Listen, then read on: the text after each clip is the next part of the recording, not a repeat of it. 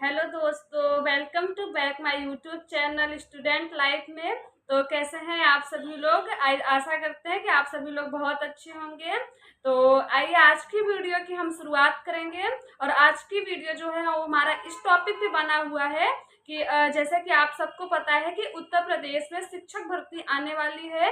और इस स्थिति में जो है हमारे बहुत सारे भाई बहन हैं जिनके मन में ये बहुत सारे कंफ्यूजन आ गए हैं कि और वो मुझसे पूछ रहे हैं कि मैम सुपर टेट का फॉर्म अप्लाई करने के लिए क्या हमें यूपी टेट का जो है क्वालिफाई होना जरूरी है या फिर हम सी टेट के बेस पे फॉर्म अप्लाई कर पाएंगे। जैसा कि उनका कहना है कि उन लोगों ने सी टेट को क्वालिफाई कर रखा है परंतु यूपी टेट को उन्होंने क्वालिफाई नहीं किया है। तो ऐसी स्थिति में क्या वो एस टेट का फॉर्म भर पाएंगे या नहीं भर पाएंगे? तो मैं आपको क्लियर करना चाहूंगी कि यदि आपने जो है सी टेट को क्वालिफाई कर रखा है, यूपी टेट को क्वालिफाई नहीं किया है, तो आप जरूर फॉर्म भर पाएंगे क्योंकि अभी तक ऐसा कोई नियम नहीं है कि आपको एस टेट का फॉर्म भरने के लिए यूपी टेट का क्लियर होना ही आवश्यक है।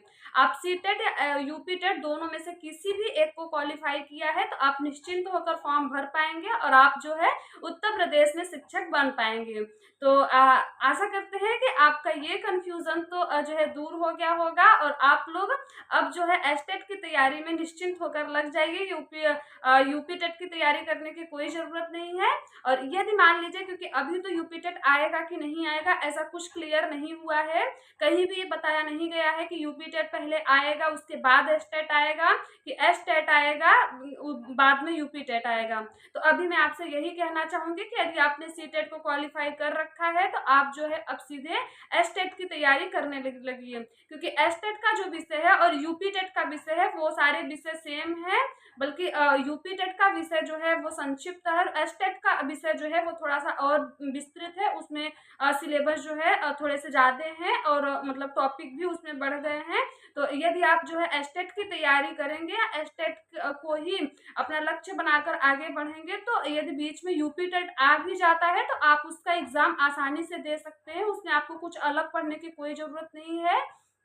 तो अब आप लोग सिर्फ एस टेट को ही लक्ष्य बनाइए और उसी की तैयारी में जुट जाइए और यूपी में जो है शिक्षक बनिए। तो आशा करते हैं कि आपके सारे डाउट्स क्लियर हो गए होंगे। यदि आपके और कुछ भी अभी डाउट बचे हैं तो आप जो है कमेंट बॉक्स में लिखिएगा, मैं उसका जवाब आपको जरूर दूंगी। तो आज की वीडियो की समाप्ति हम यहीं पर करेंगे। आपसे फिर से मिलेंगे नेक्स्ट वीडियो में। तब तक के लिए आप लोग ध्यान रखिएगा। धन्यवाद।